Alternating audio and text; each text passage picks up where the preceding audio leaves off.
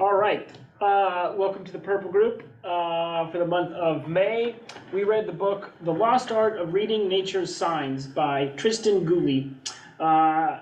He's a author, naturalist, goes out on walks without GPS and maps and compasses and stuff. Right. Or he has them but doesn't use them, only uses them in case of emergency when he actually gets lost. But his whole idea is to go out and use nature as his map and as his compass to find his way around.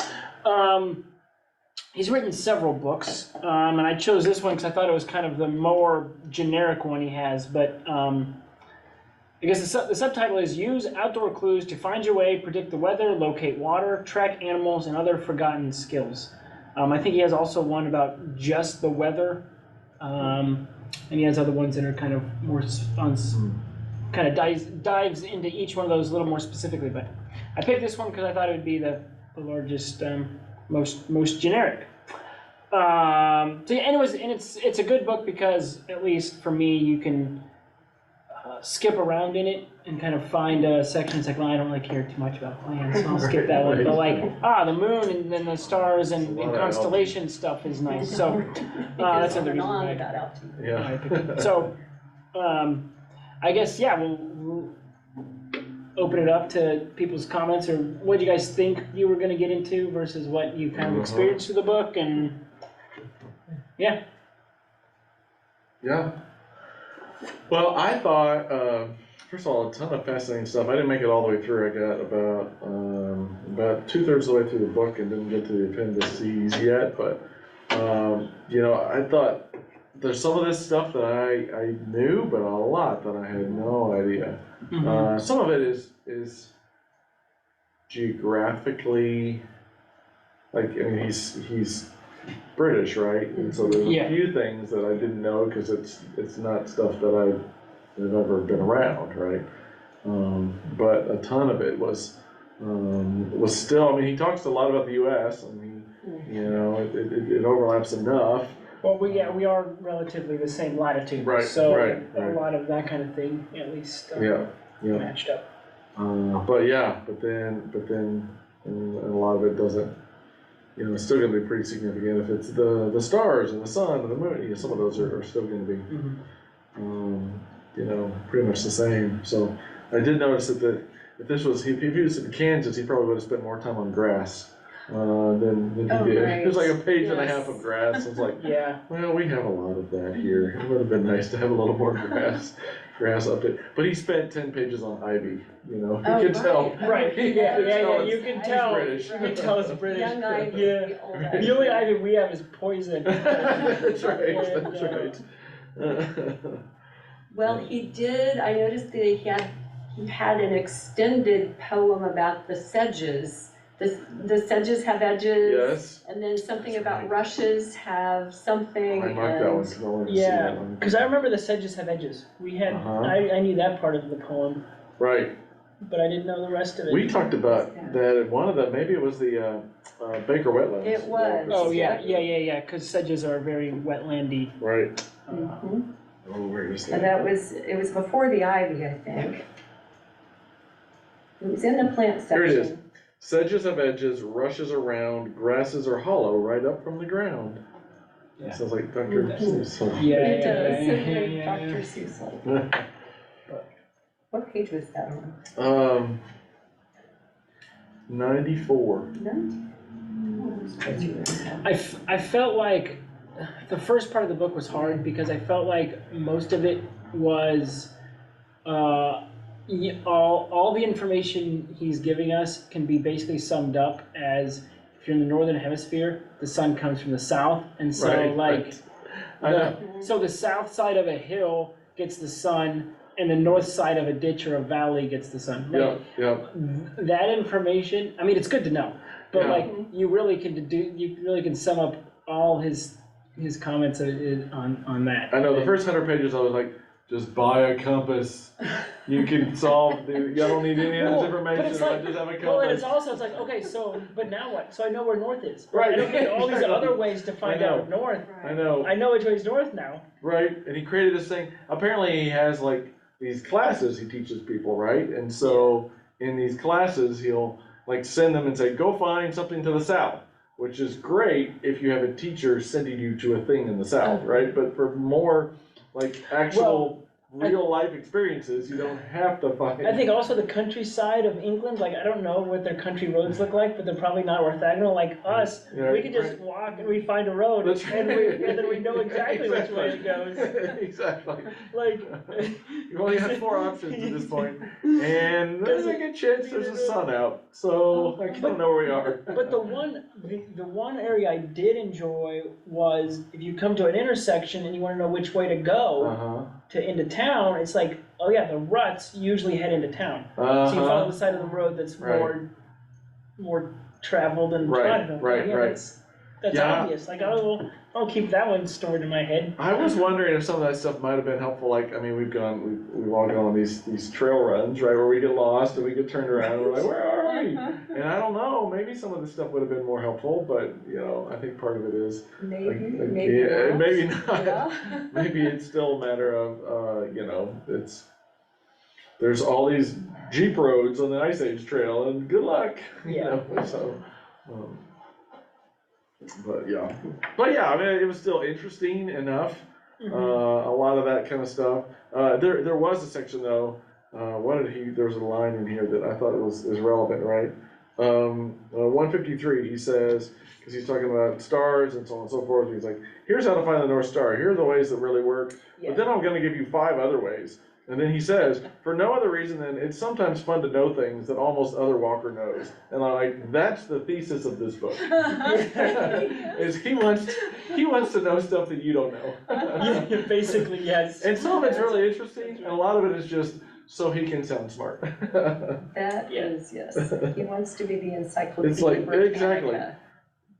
Well, I mean, and some of these are fun because, I mean, like, so he gives all these ways to finding the North Star, right? And then it's like, oh yeah, you just take this constellation and follow it, and there's the North Star. I'm like, we just talked about, like, it's going to be easy to find the North Star. Like, it's easier to find the North Star and then use that to find these other constellations. It is, right, exactly. So I'm like, oh, this is where I can find this constellation by following the North Star. That's right. Like, We need to find 5 different constellations, down and to the eventually, right, and then I can find it.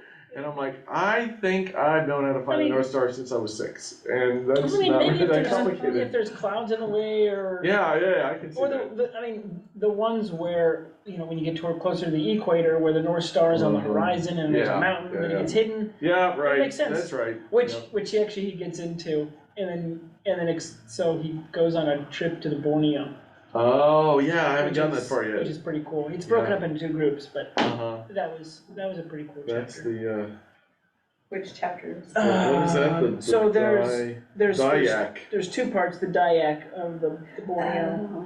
I haven't gotten there yet. Part 2 is chapter 18, and then part 1 is before that even. Back up the chapters. Several chapters. Here it is. 13 is the Dayak part 1. And yeah, I mean, I can imagine there are those kind of experiences where it's really helpful to know some of this kinds of stuff. But yeah. A lot of it is. I did learn something that explained something from my childhood. Yes. When we had basically one television station out of Garden City, Kansas, but when it was raining or, when there were certain weather conditions, we got that channel, NBC, and we got CBS, and maybe ABC. And at the very beginning, when he talks about VHF, high temperature inversions, yes, because the waves are bouncing off of that layer, that warm layer, and there you go. right to your house, right? Yeah. Right, from Garden City, Kansas to Coolidge, Kansas. Well, and I really appreciated the stuff about rainbows and clouds and The that kind of optics, stuff. I the think optics that about it, that yeah. can be really helpful. Yeah. Even yesterday, when Christine and I were driving back from Kansas City, and this deluge opened up, right? And we were like, "Oh, can we see a rainbow?" And after I read this book, I was like, "No, probably not in the middle of the day, because it's a lot harder to see because of the angle of the sun. The rainbow would be below the horizon. So only a day earlier, I should have sounded really smart like this. Yeah. So you'll probably not find a rainbow. Yeah. Monday at Clinton Lake, I saw a rainbow. Oh, did you? After Yes. the fact. What Yes. time was it? It was 7:30 AM or PM? p.m. PM, yeah. And yeah, I do appreciate that tends to be where most of the time you see it, because it's at the a lower angle. Lower angle, and also you're. Well, just the general idea of you have to be between the rainbow and the sun. Right. Yeah. Right? Like, if you're looking into the sun, you're not gonna see a rainbow. Like, that's just not how, because it has to reflect off the clouds and back into your eyes. Yeah, because he told the story of his wife lying to his kid. Yeah. Did you read that one? No. Yeah, let me find it. Let's see. Sky and weather, I think that's where it is. 115. 1:15. Oh, I'm almost there. I'm there in 2 pages. Oh yeah, here we go. A couple of days ago, as I was writing, this is page 117, the very bottom. A couple of days ago, as I was writing part of this book, my wife and sons were in the garden enjoying the sunshine. I heard my wife warn my younger son not to let the water from the hose he was playing with get anywhere near her. Soon afterward, my son said, "Look, Mommy, can you see the rainbow?" "Yes, darling, it's beautiful," my wife replied, looking up. This is one of life's more forgivable lies. My son was spraying the hose toward my wife, and the sun was behind him. I could see through the window of my shepherd's hut, and there was no way that my wife could see the rainbow. It would have been impossible from where she was sitting. This was useless deduction, and I sensibly kept my mouth shut. Yeah. Oh. Yeah.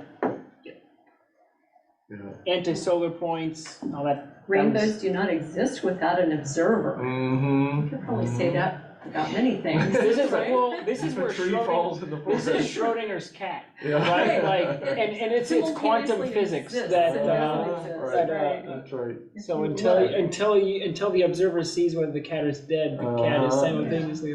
Right. The rainbow simultaneously exists. There and not there.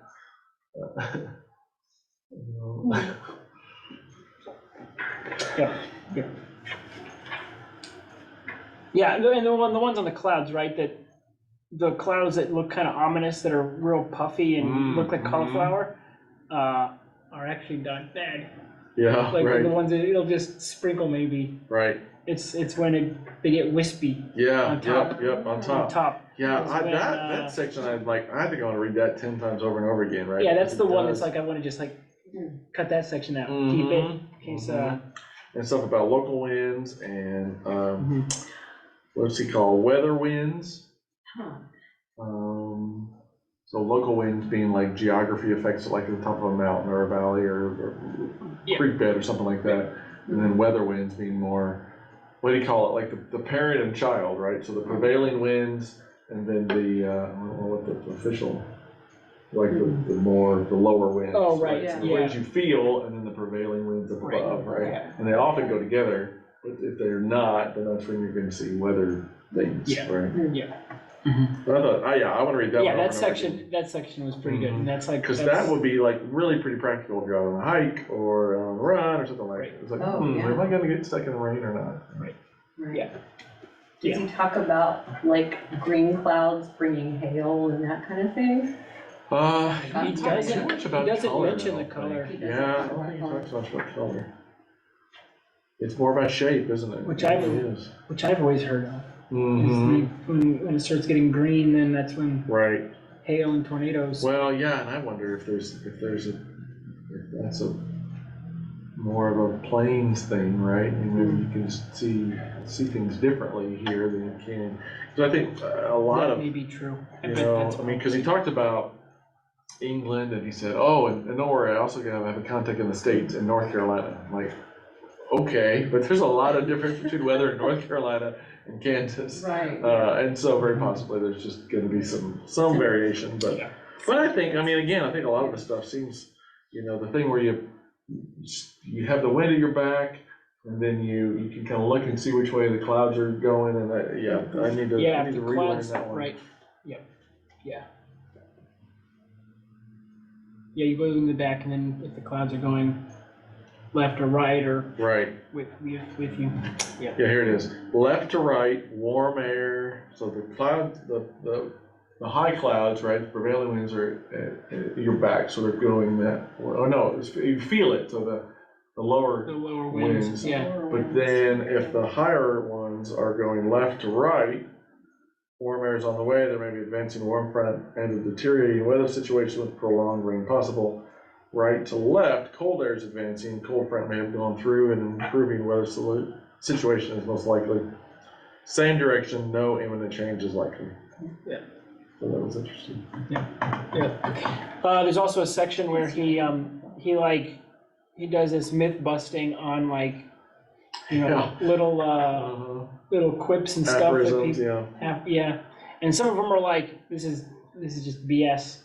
Some of them are like, this is what this actually means, and it actually has, you know, a basis in reality.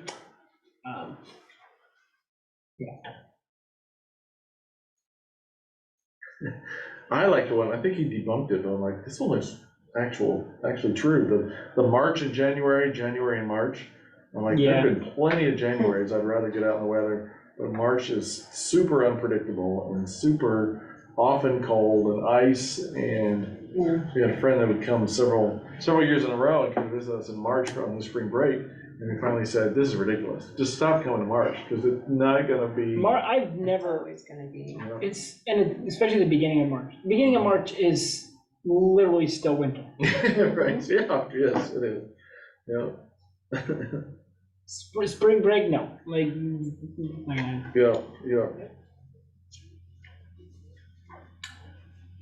yeah, and then he says, this isn't true. Yeah. I'm like, well, I kind of like that one.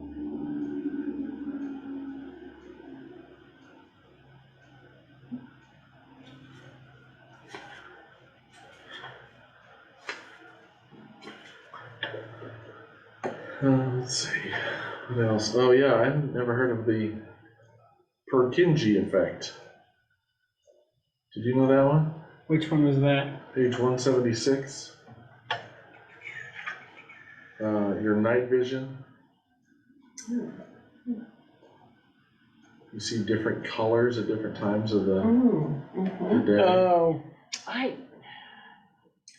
don't think I do that one, but I knew that something, but I perceived it. Yeah, it makes sense. Right. I knew that, like, things start looking grayer with less light. Like we talked about looking at an apple, and it's like, it's the apple's gray, which makes sense. Right. Like that you're starting to look at more of its shape and stuff, but you're using more rods or more. One of them. More rods and less cones or whatever, so you can't tell what color it is, but you're trying to see what it is. Like yellow and red in the middle of the day seems brighter, and blues and greens later in the day will seem more colorful. Yeah.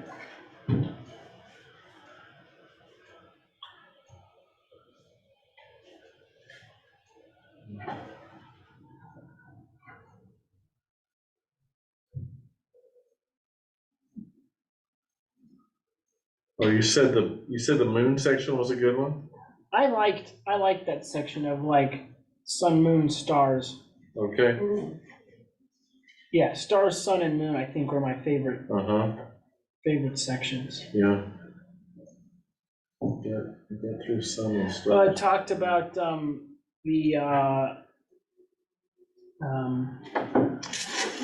what it means when, when the sun is bigger on the horizon Mm-hmm. or different colors. He's like, Oh, yeah, yeah. it's different color because you're looking through more atmosphere. Right, right. And it's like, it looks bigger. It's Uh-huh. just an optical illusion. Yeah, It's right, not. It's right. not any bigger. Yeah. It's just because it's closer to something that you know the size of, and you're comparing it. Your mind is just making it look bigger than it is. And I've heard that before. The part that I didn't get is the way it looks squished. Yeah, Did you catch that? it makes sense, Yes, but I've that never. was the temperature inversion too. Yeah, and I guess I Yeah. never really noticed that it would Right. squish. I don't think And you I've can ever- kind of see when the weather's gonna be bad, right? If it's squished vertically, it's gonna. Yeah, because in one I don't- situation, when there's a temperature inversion, it's elongated vertically, Right. Right. Yep. And if it's normal, it's squashed. I Right. think is what he said. Yeah, Right. that's what I remember. Yeah, maybe we just need to try that out. Get some. Yeah, light is refracted glasses and and- inversion. It's literally like page 2, I think. We can, oh yeah, the inversion stuff, yeah, it's pretty. Yeah, he says it there, and then I think he does mention it. Yeah, in inversion, the opposite happens. Let's see. Normal atmospheric conditions, very distant objects appear shortened and squashed.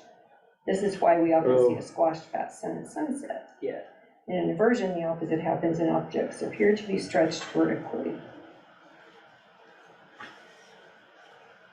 I think a lot of it is like, That, though. I don't think we've ever been in a dark enough, like, us city people have ever been in a place dark enough to actually see like moon shadows and moonlights. Because it's Right, like, yeah. it's never dark enough to actually just get light from the moon. Right, Like, right, yeah. it has to be pretty stinking dark. Right. Have you all ever seen the green flash that he talks about? I've heard about it, I've heard about it, but I've never seen but I've it. never seen No, I it. haven't Yeah. either. Yeah, that would be cool. And he also talks about the flashes before lightning. What's it called? Oh, right. Before light? There's there's like, let's see if I can find it. It's in the same section about the guy getting Right. fried by lightning. There he is. After that, for the guy. I thought so. It's slow. It's We should read this in Colorado. We should read this section just in case people are like,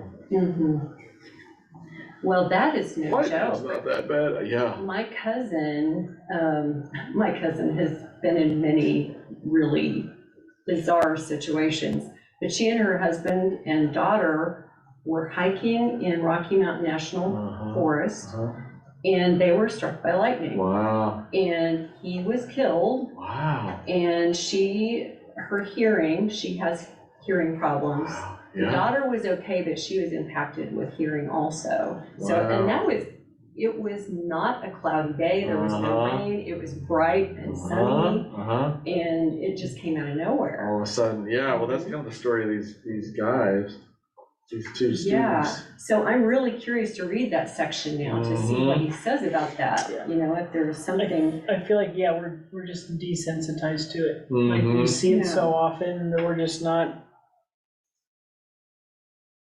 Yeah, but then he does say that. He talks about the multiple effects, including hearing, I remember. Yeah. Yeah. If being struck by lightning doesn't kill you, it can still lead to memory, sleep, joint, muscle coordination, and hearing problems. Yeah. This is a wonderfully British phrase. It is, in short, best avoided. Understated. Yes, as that's right. always. Yeah. He does have a lot of. That's crazy, but there wasn't even like a cloud. No, Wow. it was a sunny day, Wow. middle of the afternoon. Huh.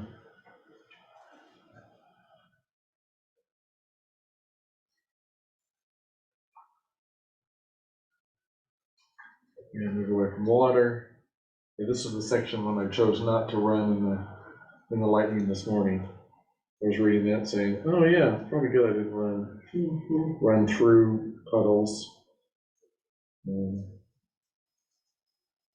All right. Puddles, water being an excellent conductor Right, of electricity. Yeah. Oh yeah, the signs requiring urgent action are hair standing on end, a tingling sensation on your scalp or your arms, a loud buzzing noise, or the smell of ozone. Oh, here we go. Doesn't he say, but it's usually too late? Yeah, because Yeah. that's what you should really do at that point. Yeah, here it is. And then the next sentence. If you see a rock or a protuberance glow with a blue tint, then you are witnessing an electrical discharge known as St. Elmo's fire. Very quickly indeed. And you need to move away very quickly indeed. another British. There it is. Yeah.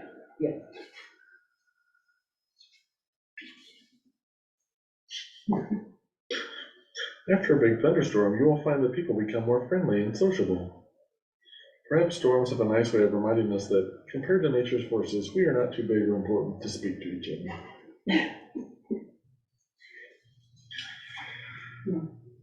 Huh.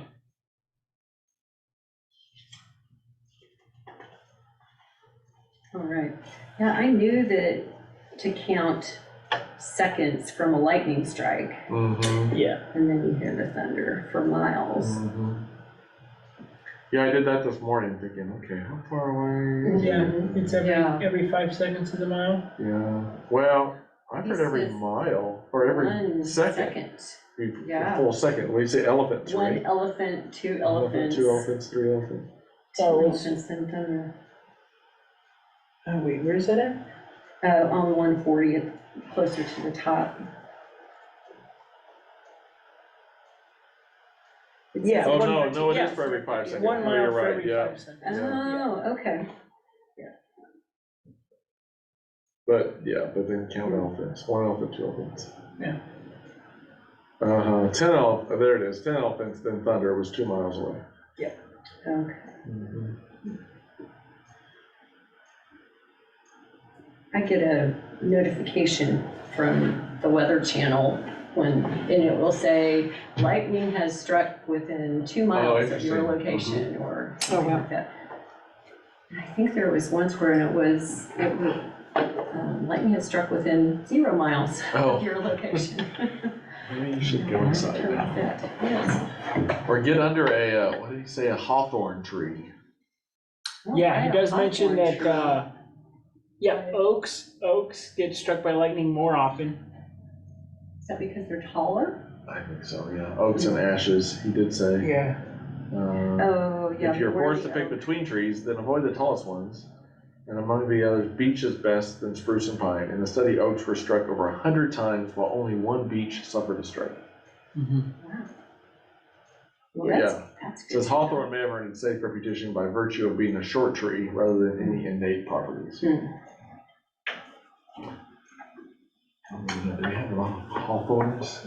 I don't even know what a hawthorn tree I looks don't like. either. I don't know that I've ever seen one. Yeah. I mean, the wind stuff is interesting, like that a sole tree is going to be shorter and wider. Oh, yeah. Right, because it's collecting all of the wind, and so it's not going to grow as tall than a tree, sheltered tree behind it. Yeah, you see a lot of that stuff up in the mountains, like the flag trees and. Yeah, but it's like here, it's like we don't have that. We have hedgerows, right? Which they're all perpendicular to the wind. Like that's because that's what a hedgerow does. Right. Is block the wind. Right. Like you don't see a lot of hedgerows that are parallel with the wind. So you don't see that wedge effect that he talked about then, where the shorter ones are windward. Right. Yeah, and then they get taller. I don't see much. Maybe, there might be some small woods or something I can look and see if that's true with. But yeah, again, we're in such a, well, I guess England would be too, so domesticated over the last couple hundred years that it's hard to know exactly what is natural. Yeah, because it's been manufactured. Like the trees have been manufactured and planted there. It's not not a natural planting of. Right.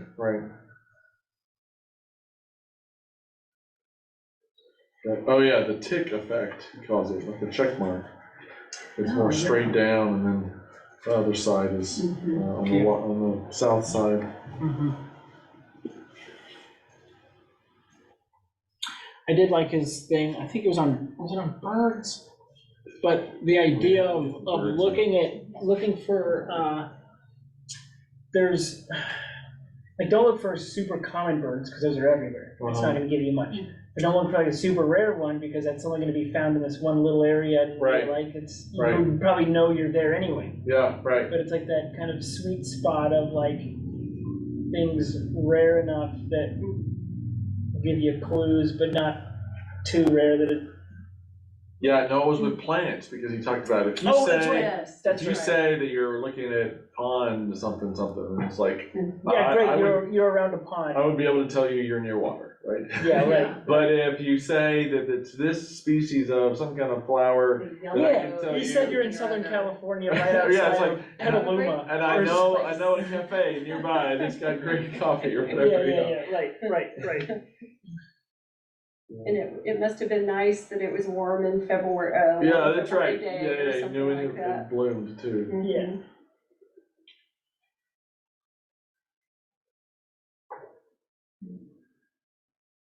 Oh yeah, so how was the chapter on city, town, and village? I wondered about that too. That would be still pretty. What chapter is that? Starts on page 256. There it is. I just wonder if the cultural similarities are the same. It's similar. This is where I read that like you come to a crossroads and you can tell where the city is by going that way. Some of them are interesting. Like here, to find sewage pipes in a city, you would normally need X-ray vision, but there are certain times when nature will lend us this ability. After a layer of snow settles in a city, the roads and paths traveled by people will be cleared of snow very quickly. The other lines that thaw first are where water and sewage pipes pass under tarmac, which, again, tarmac is asphalt.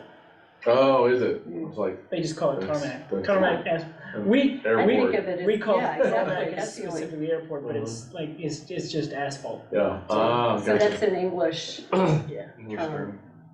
Yeah, you can tell. Well, actually, maybe not. While you likely not spend a good deal of time walking on airport tarmac, so low climbing or descending aircraft you see overhead in cities are a clue to wind direction. Runways are generally oriented along the direction of the prevailing wind because aircraft need to take off and land into the wind, so the lower the large aircraft is, the more confident you can be that the thing is pointed in prevailing direction.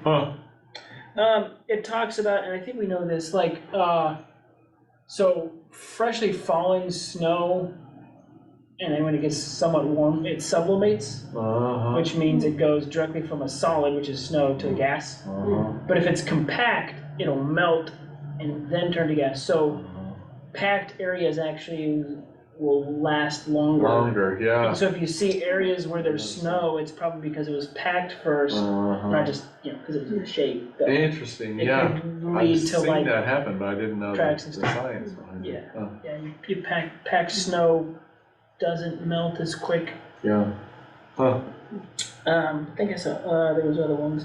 I think it was the same with, I thought there was the same with like, and I thought that's where it was going with the sewage pipes. Is like, like areas above that snow would melt at a different rate. Right, Right. Yeah, we would know on campus which sidewalks to walk on because the lines underneath it would melt it. And it gets into that too, where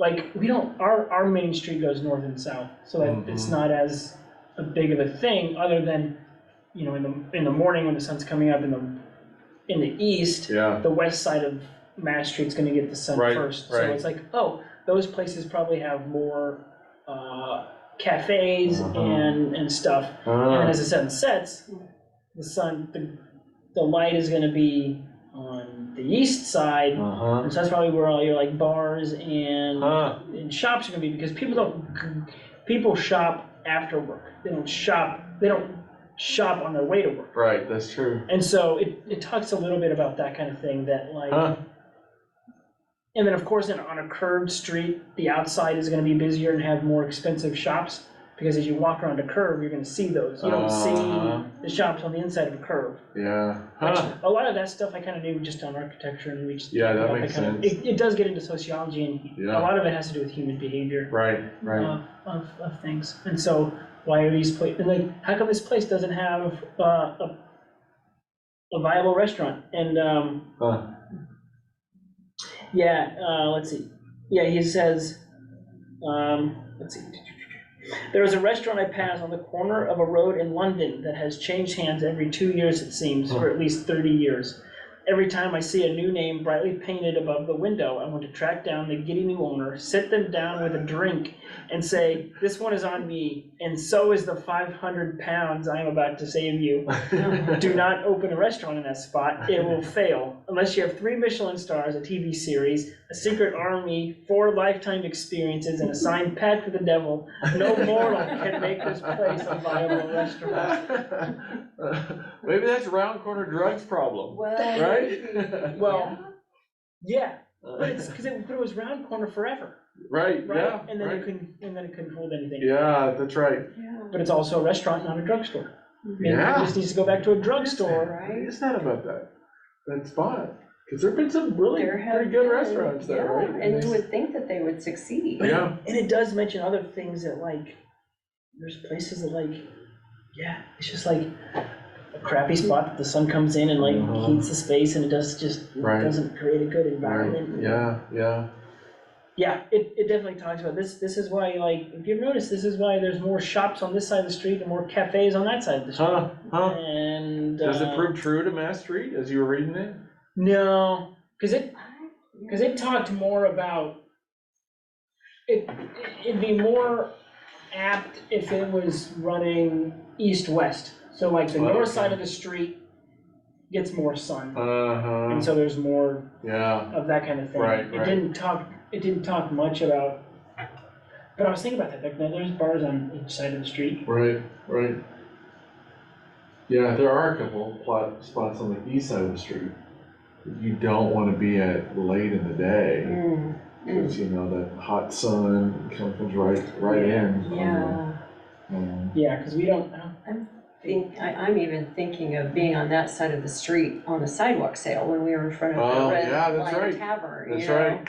That was pretty It brutal. does. It does get pretty rough, and so maybe that's why you see places like the Roost, right? I mean, it closes about 2. Maybe there's a reason why, right? Yeah. Like places that are on that side that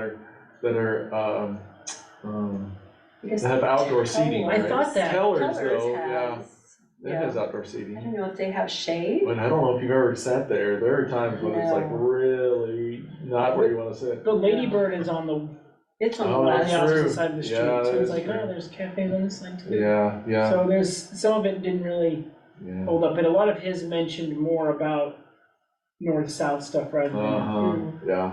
which I don't know. It was an interesting. Yeah. I mean, a lot of it then it does get into like almost human behavior stuff, like thieves and let's see. I mean, it talks about Walmart revealing they lose $3 billion of theft in a year because people steal stuff. Yeah. It doesn't have anything to do with it. Talking about how successful thieves are students of human behavior and habits. Basically saying, like, it gives an example, like, a lot of times obviously they work in pairs, right? Like one will distract them. Like one of them is like, one will just yell thief and then run, and then when people hear thief, they pat where their valuables are, and then their guy's like, I know exactly where all your good stuff is, and then they go and I can steal your wallet without having to like dig in your pocket to I know it's there. I was talking to somebody who was at traveling internationally, and he could tell his pocket was getting picked. You could tell his wallet just got lifted, and he saw the guy that did it. He took off after him, and he ran him down and stopped him and got his wallet back. And it was only until later he realized his phone was gone too. Oh. But the first guy was just distracting him to get the phone. Yeah. But yeah, I don't know what that has to do with it. Yeah, it does, there's an interesting section here, which I don't know if this is racist or not, but it just talks about like the pace of Germans and Indians and Europeans. The pace, like how people walk. If two people walking in the opposite directions on a pavement realize they are on a collision course, they will take evasive action. They will turn one way to avoid bumping into each other. But which way? Europeans tend to turn right, but in many parts of Asia, people turn left. Men tend to turn to look at each other, women turn to face away from each other. Studies have revealed that Germans and Indians will walk at a similar pace if there is no shortage of space, but as soon as it gets crowded, Indians walk noticeably faster than Germans. That's so random. I don't buy that. I'm not sure. I'm calling shenanigans. I'm calling shenanigans on that one. Right. Yeah. And how specific? It's not like Europeans and Asians. It's Indians and Germans. I'm just going to tell you about Indians and Germans. I know a lot about those Indians and Germans. Like, I mean, are they like? No, thank you. I mean, is it one of those things of like we're so close together that the only noticeable difference is between like the two extremes? Right. Yeah. Right. I mean, the interesting one here is though that I think is true is talks about people slow down when speaking on the phone and speed up when using headphones. Huh. But yeah, so here's, if you're trying to work out why street vendors just outside your station are growing in number and doing better than they used to, take a moment to see and think of a technological answer. People have begun pausing in a place they never used to. It is often hard to get mobile signal in stations on trains, so people are stopping to check their smartphones one last time before entering communication void. And then shops pull up because the slower you walk, the more opportunity is that you're gonna stop and shop. Yeah, that's interesting. Well, he even said that early on when he talked about the grass being kind of soggier and a kind of a photo op. Right? The place it was a beautiful little kind of picturesque spot. He said, yeah, you can tell that other people had paused it. Can't remember where he took a picture. I didn't get here, but I just happened to flip to it. Church lichens. Yes, Did you see that? Yeah. I hadn't. I flipped and saw that earlier too. Which again, we have to talk about like how old the church is. Right. Exactly. We don't have churches old enough to have lichens. Right. There's more lichens on the south side of churches, where more light reaches. Yeah, you can see that. Yeah. So because he talked about that with like rocks, right? It's on the south side rocks too. The churches just happen to be 1,000 years old, and it's made of rock. It's made of rock. Basically a rock. Exactly. Yeah. Thanks. But yeah, that's something interesting that you have to know the difference between a moss and a lichen, which I don't know if some people do. And algae, right? Oh, something. I didn't realize it was like a symbiotic or a team thing between algae. Which was it? Algae and a mosses, algae, fungi, and lichens. And it's fungi and algae, isn't it? That I thought is the lichen. I thought so, but I can't remember. In places where fungi or algae cannot thrive independently, evolution has created a beautiful partnership, which we call the lichens. They form the most underrated organisms you're likely to find on your walks and have been underappreciated for centuries.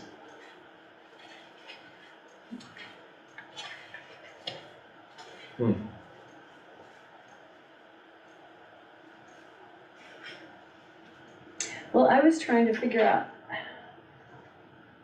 at the beginning of the chapter title says something about the poor little peasants of nature and which is mistaken for chewing gum.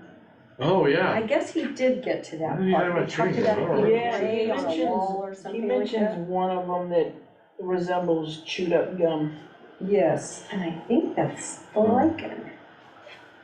Which I think is Yeah, I think he does mention it. Because he does say During something his about type of lake and, Mhm. but yeah, there's like billions of different types of. Right, right.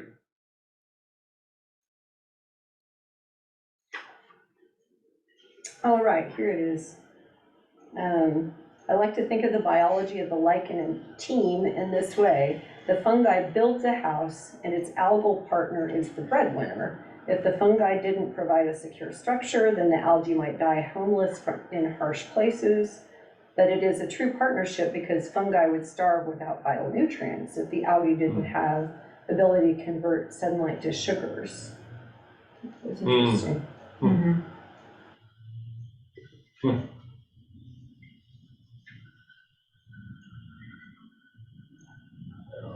Well, so what's the translation for this? Was there anything that felt like, okay, what does this say about our faith? What does it say about, is there anything more than trivia here? Or is there something that seems like, okay, here's the translation to creation care or to, seeing God at work here?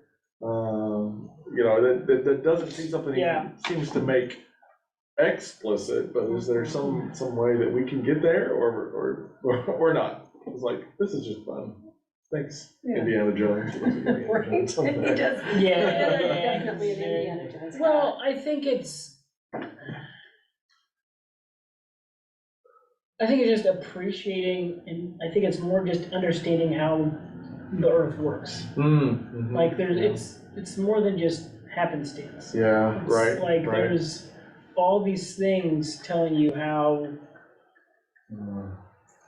things work, and to me, it just brings more importance to it. Like it's not the sun rises and the sun sets, but like no, here's like, I mean, it's not just like the sun brings warmth to us, but like no, like this is all the things that the sun impacts in our day-to-day life. Here's all the things that you can learn from just a tree. Right. Yeah. It's. I appreciate that. I'm reminded of Francis Collins' book where he talks about. He says that there's kind of a theological move that a lot of people make. He calls it God of the gaps, right? To say, well, here's all of our scientific knowledge, but where we don't understand something, that's where God is, right? Because if we don't understand it, then the only explanation must be God. But he says that's actually the backwards way to look at it. He uses that biologos language to say, the more we know, the more that's evidence for God, right? That science isn't in opposition to faith, but faith becomes a way, Right, because now if I know how something works, I don't need God. Exactly right, and so that's what he says. So my God gets smaller and smaller. Yeah, it's exactly what he says. He said God of the gaps just means when you discover something more scientifically, then you need God less, right?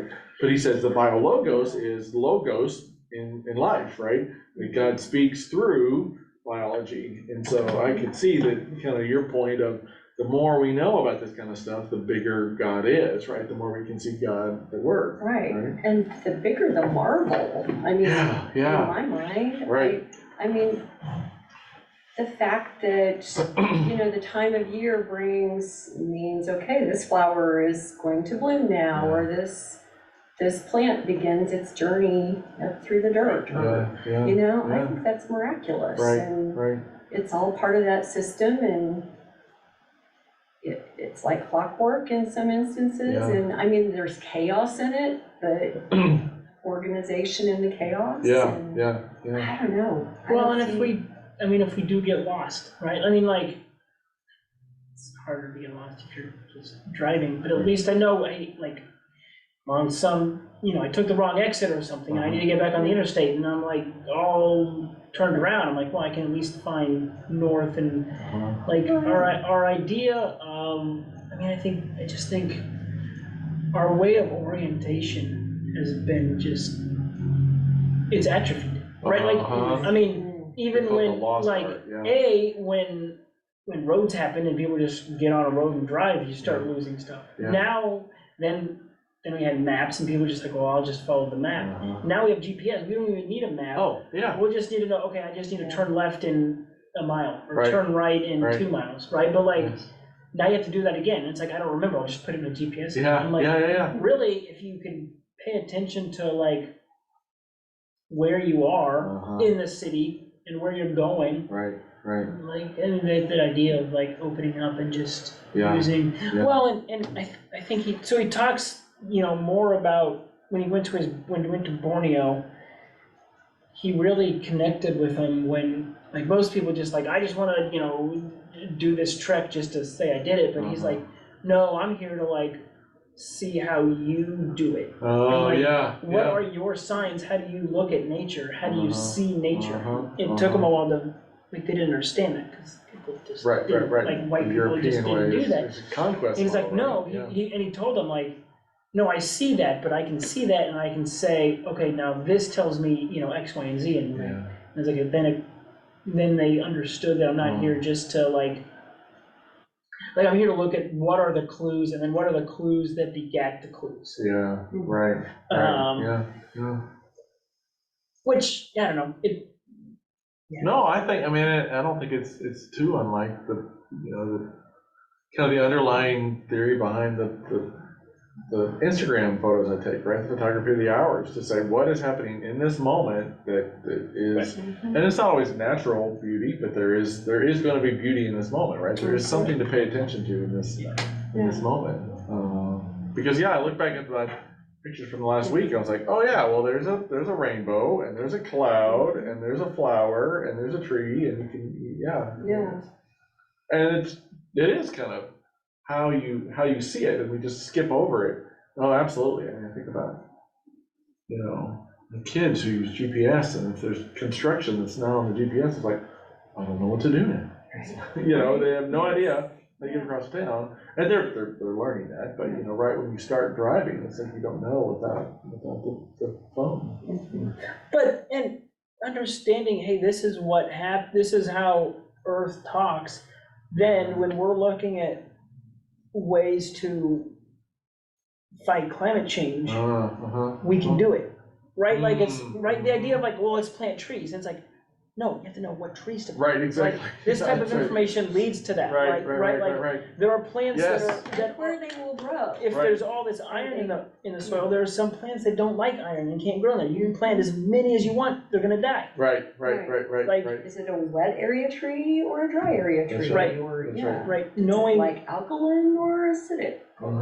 Which is why I'm so glad that we have Lynn to tell us what pollinator plants to put out there, because she was like, okay, you need this many to then balance this kind, and these need to be next to these, and so on and so forth. Right. And I'm just like, those would be pretty. Let's put those there. Right. Yeah. Oh, Iris is on sale, right? Like, I mean, Exactly right. Where can they go? Right. Yeah. But then, I mean, this stuff, I think, used to be intuitive to us, to us people, Yeah, right? right. 1,000 years ago, 500, 200, a year, 100 years ago. Right, yeah. Like our grandparents, like our settlers knew this stuff. Well, Right. actually, maybe not. The Europeans didn't, right, when we came over, and that's why we about died until the Native Americans saved us, because they're like, Right. you idiots, like. Well, but I think about even like my grandparents, they'd say, oh yeah, go look over there, get some of the brush over on the north side of the house. And as a kid, I'm like, I don't know what that means, right? And so even some of that stuff is lost in terms of just kind of geographical awareness of where we are. But Scripture speaks to that, right? Like, I mean, I think, right? Like, Abraham, Isaac, Jacob knew. Yeah. Adam knew, and like when it talks about like people started falling from God, I think that's what this meant, right? And so God told them, okay, I didn't have to tell the ancestors this, but I have to tell you. Every 7 years, like, right. let the ground go fallow, right? Yeah. Like, this wasn't a law before because people did it, but now I have to give you this law. Have a law. That's and then we lose it, and then we forget about it, and then we even forget that. Well, this is a dumb law. Why do we have to follow this? That's We forget, right.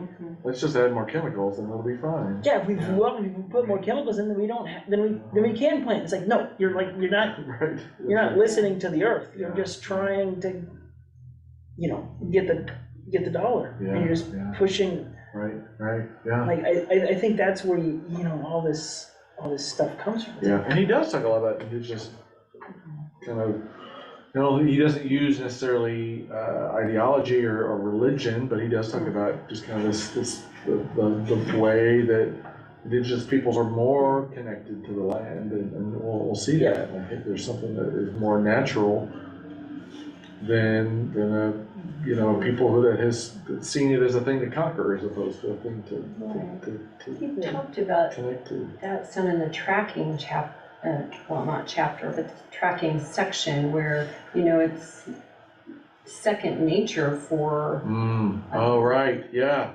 like the Aboriginal people. Uh-huh. Yeah, It would be obvious to them, things that we miss. Yeah. Yeah. Right. well, yeah, I mean, this goes back to the soul of the octopus teacher, right? He tracked the octopus, and he was in South Africa and followed the peoples there. Right. Like, it's not just, oh, I know that's a snake track, it's, oh, this track is, like, you can tell, A, which way it's headed, B, how long ago it's passed, Yeah. like, Right. how long the snake is, whether it's eaten or not. I mean, all this information is in that kind of stuff. Right. And it's like, how much are we missing out on? We're gonna kind of get into that. I also wonder, it's just a different mindset as I think we have this idea that, there's a stigma to word being lost. Oh, okay, yeah. Like there's being lost, like he likes being lost, as in I don't know where I'm at, but I can know where I can find my way out of. Yes, We yeah, forget that. Yeah. We need to know where we are all the time. right. And this idea of, and I think it kind of comes to a religion, is we need to know exactly where we are all the time. Yeah. And it's like, I mean, like, Certainty is but no, idol. like, right, like, I mean, if we want to use like the sheep metaphor, like, yeah, we go into the pen at night and we need to know where the pen is, we need to know where the shepherd's voice is. Yeah. But it's not saying like we have the entire pasture to roam around it. Yeah. Right. I think we don't on an exploration level, like, here's point A, we need to go to point B. Our meetings at the church, I need to go to church here, I need to go home here, I need to do this, but we never even when you go for a run. Yeah. All right, here's a trail we gotta run 5 miles, and like, yeah, we explore, but like very few people actually go, I'm just gonna go out and like get lost. Without a route, that's and, right.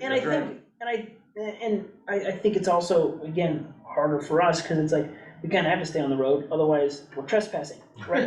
There's not like, that's right. there's not like land actually out, I mean, unless you go to like, national parks and stuff, but even then, like, grass is growing too tall, you kind of stay on trails and stuff, but like, there's this idea of like, we just don't seem to like, we always have to like, we have a destination. Yeah, right. Or we have an agenda of like, okay, I have to follow this route, but like, the idea of getting lost or exploring something and like, no, you can find your way back. It's like cooking, right? Like, like, we don't have to follow the recipe all the time. Like, but if you know how to substitute things, you can use the recipe as a guide. Right. I mean, not baking, because you have to follow things. But like, oh, I can't make it because I'm out of ketchup. Like, it calls for mustard. Or it calls for barbecue sauce. I don't have barbecue sauce. I just have mustard, ketchup, brown sugar, and Worcestershire sauce. I'm like, but you can combine those, you have a pretty darn good barbecue sauce. That's right, yeah. Well, yeah, that's a good point.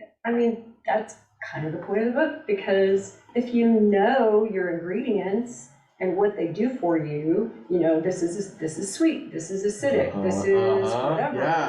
And so then you can make those substitutions. You know how they relate to each other, how this ingredient maybe relates to this one, and what they need to balance out, and how this one can be similar enough to that one. And then you can That's and right. you can recreate it in any It's way. like, you have brown sugar, but maybe you don't use balsamic vinegar instead, right? I mean, it's Right. like, they're pretty different things, right? Yeah, They will make right, it taste pretty different. exactly. Yeah. But if you have, If you have white if you sugar have and you have molasses, exactly, right, you can yep. make brown That's sugar right. yourself. Yeah, right? yeah. But if you don't know that, Or don't if have you know that knowledge- both these things are bleached and really you should use sugar the raw because it's That's no, right. I mean, but like, yeah, Yeah, like, I yeah. mean, Yeah, have you all read Altar in the World from Barbara Brown Taylor? I She haven't read that kind one. of has kind of a different take on Richard Foster's, spiritual disciplines, but her spiritual disciplines are a little, less, it's not just like the traditional discipline of prayer and reading scripture and so forth. And one of the chapters is the discipline of getting lost. And says that is a discipline that we should practice, is spending time being lost, because of the spiritual experience of not knowing something, is a different kind of experience than knowing exactly where you are all the time, right? You don't have to be in control all Yeah, the right, time. that's right, You yep, are yeah. open to being led and Mhm. learning new things. And, Yeah.